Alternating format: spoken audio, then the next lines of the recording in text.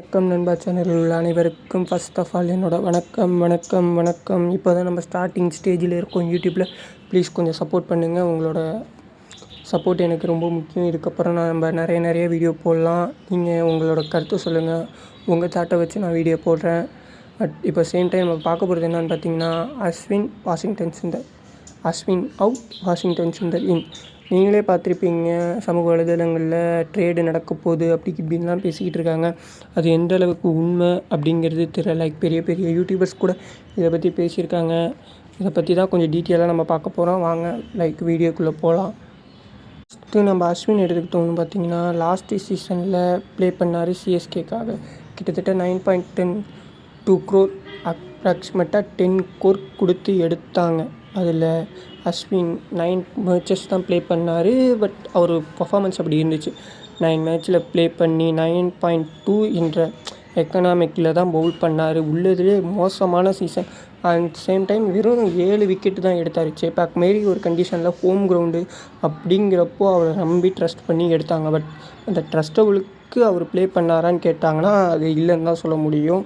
அவர் 9 போட்டி ப்ளே பண்ணி 7 விக்கெட் எடுத்து 9.2 என்ற எக்கனாமிக்லாம் வெரி ஒஸ்ட்டு. அஸ்வின் மாரி ஒரு கட்ஸ் உள்ள பிளேயருக்கு இந்த மாரி ஒரு பர்ஃபார்மன்ஸுங்கிறது இல்லை, ரொம்ப ஒஸ்ட்டு. அந்த சேம் டைம் அதுக்கப்புறம் ஐபிஎல்லாம் முடிஞ்சிச்சு. அதை விட்டு இப்போது ரீசெண்ட் டைமில் அஸ்வினும் ஐபிஎல்லை விட்டு ரிட்டையர் ஆகிறேன் அப்படிங்கிற ஒரு இது இல்லைன்னு சொன்னார்.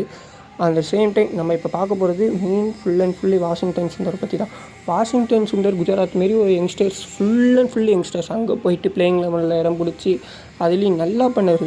ரொம்ப நல்லா அவர் ஸ்டாண்ட்ஸ்க்கு ஓகே, நல்லா பண்ணார். இப்போ ரீசெண்ட் டைம்ஸில் இந்தியாவிலலாம் தவிர்க்க முடியாத ஒரு பிளேயராக வந்துக்கிட்டு இருக்காரு. அது உங்களுக்கும் எனக்கு எல்லாருக்கும் தெரிஞ்ச விஷயமாச்சு. ஆனால் லாஸ்ட்டு மேட்ச்சு கேகேஆருக்கு அகேன்ஸ்டான்னு தெரில, அதிகபட்ச ஸ்கோரு 49 எடுத்தார். 6 போட்டியில் விளையாண்டு 48.67 அந்த ஒரு சராசரியில் 133 ரன் எடுத்து 2 விக்கெட் எடுத்தார். அவர் அணியில் இருந்தப்போ பந்து வீசவில்லை. ஏன்னா அந்த அளவுக்கு பவுலிங்க்கு அங்கே எக்கச்சக்க பிளேயர்ஸ் பவுலிங்கில் இருந்தார். லைக் சிராஜ், இதேமாரி ஸ்பின் எடுத்துக்கிட்டோம்னா அங்கே ஓகே நல்ல பிளேயர்ஸ் தான் இருந்தார். அது மட்டும் இல்லாமல் எஸ்ஆர்ஹெச்க்கு அகெயின்ஸ்டாக தான் 49 ரன் எடுத்தார். அதுதான் அந்த சீசனில் அவருக்கு ஹையஸ்ட்டு ஸ்கோரு.